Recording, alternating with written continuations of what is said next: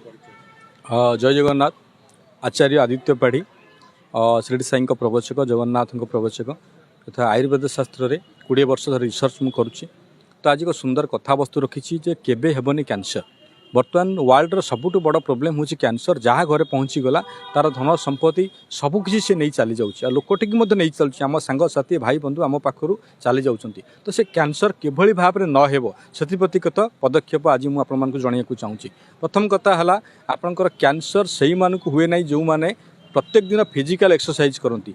Physical exercise करने द्वारा जीवकोशर शेष पर्यंत रक्त संचालित होता है, माइक्रो सर्कुलेशन होता है, ऑक्सीजन युक्त रक्त जाता है, तेणु से सेल को कैंसर हुए। द्वितीय कथा आम जो खाद्य खाऊँ से खाद्य ग्रीन खाद्य बहुत कम रोचे तेणु ग्रीन खाद्य बढ़ाई दिंतु। ग्रीन वेजिटेबल आपंकर फ्रुट्स ये सब जिन खाइले आपको कैंसर कम हुए। तेणु या द्वारा कौन हुए ना शरीर में अल्कालाइन कैपेसिटी बढ़े। अल्कालाइन आपंकर मीडियम जिते बॉडी रते कैंसर हम नहीं।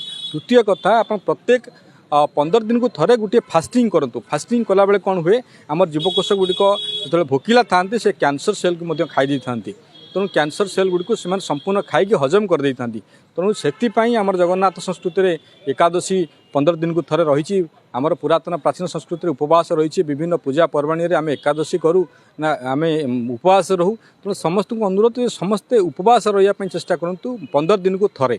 आउ गोटे बड़ कथा आमर प्राचीन आयुर्वेदर हलदी हूँ एंटी कैंसर। यदि हलदी गुंड को आपंकर आप निजे हलदी गुंड घरे तैयारी करूँ। बाहर पैकिंग हलदी कथा कहूना गोटा हलदी नहीं जाए गुंड करके पानी रे टिके पकई सका ब्रह्म मुहूर्त से पानी की पीयंतु। से पानी अल्कालाइन पानी से जुआड़े जुआड़े जीव से अल्कालाइन करी जीव। तेणु बहुत रोग आपको से रक्षा कर। आ गोटे जिन तुलसी कैंसर कैपेसिटी बहुत प्रतिरोध कर शक्ति अच्छी। तेणु तुलसी विभिन्न प्रकार अच्छी। राम तुलसी, श्याम तुलसी, कर्पूर तुलसी, निंबू तुलसी, वन तुलसी। तो ये सब तुलसी को व्यवहार करूँ। तुलसी अर्क व्यवहार करूँ, तुलसी रस व्यवहार करूँ, तुलसी जूस पीयंतु। देखिए आपको कैंसर हबार मात्रा कमिज। आ गोटे बड़ जिनस रोचे ना खाद्य विभिन्न प्रकार खाद्य अच्छी। गोटे एसिड खाद्य अच्छी, गोटे अल्कालाइन खाद्य अच्छी। एसिड खाद्य कौड़ा जो खाद्य गुड़िक सब माछ, मांस, अंडा, पिज्जा, बर्गर, कुरकुरी, फास्टफुड, फ्रिज रे खाद्य ये सब जिन एसिड खाद्य। ये खाद्य को वर्जन करूँ। ये खाद्य कौन करुच्ची कोल्ड ड्रिंक्स है। ये खाद्य आपण बॉडी को एसिडिक फैक्टर बढ़ाऊँगी जहाँद्वारा कि आपंक बॉडी जिते अधिक एसिड बढ़ो आपको कैंसर भली रोग हम। तेणु ये खाद्य को आप कौन करूँ कम करूँ कि गोटे मस छाड़ी आप देखते आप बॉडी केमती लगुच। एवं फल है आपंकर वृक्षलतार उत्पाद शस्य है ये सब जिन अल्कालाइन खाद्य जिते ग्रीन है सलाड है सब अल्कालाइन खाद्य। अल्कालाइन खाद्य प्रत्येक दिन बढ़ी दिंतु आप शरीर आरोग्य हम। आ गोटे कथा कहि आमर युवपीढ़ी ए विषय प्रति जत्नवान हवा दरकार। कारण आम यही समय जदि जत्नवान हवा ठीक समय आम रोजगार करूँ आमको कैंसर हम। जो आम पाखे पैसा थी जो बड़ रोजगार थी बड़ घर थी से कैंसर हम। जो आम घर रही पारानी आम आईसीयू रहा लाभ कौन। जदि जीवन में रोजगार करके से घर रही पारे ना जब रोजगार कर आम निज लाइफ को आम एंजॉय कर पारे आम से रोजगार कर लाभ कौन। तेणु निज शरीर को एबेठू जगंतु।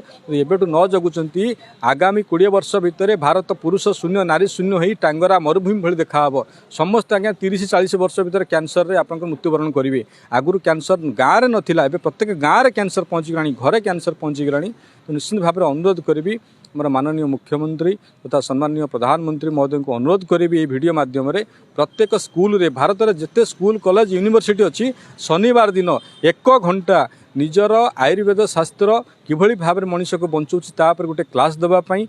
आउ गोटे कथा जे किभली भाव में पुरातन प्राचीन आयुर्वेद और पुरातन भारतीय संस्कृति जगन्नाथ संस्कृति कैंसर हटाइवाई सब पदक्षेप थिला।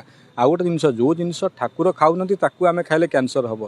जो जिनस जगन्नाथ खाऊना खाइले आम कैंसर हम। तेणु से प्रति ध्यान दि जाऊ। आमर भारतीय संस्कृति भारतीय परंपरा कैंसर नथिला। ये जो कैंसर आसूची ये सब हूँ पाश्चात्य संस्कृतिर प्रभाव।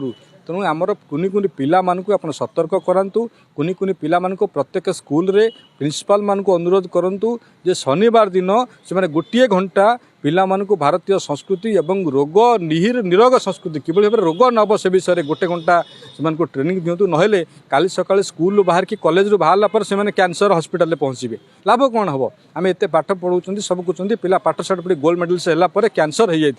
तो निश्चित भाव में अनुरोध करी ये वीडियो को समस्त देखला पर निज परिवार को आगे शेयर करेंगे, निज भाई बंधु को शेयर करेंगे। जदि आप भारत को भल पाउथिबे भारत लोक बंचिया शेयर करेंगे। जय जगन्नाथ। भगवान आपनकर मंगल करंतु।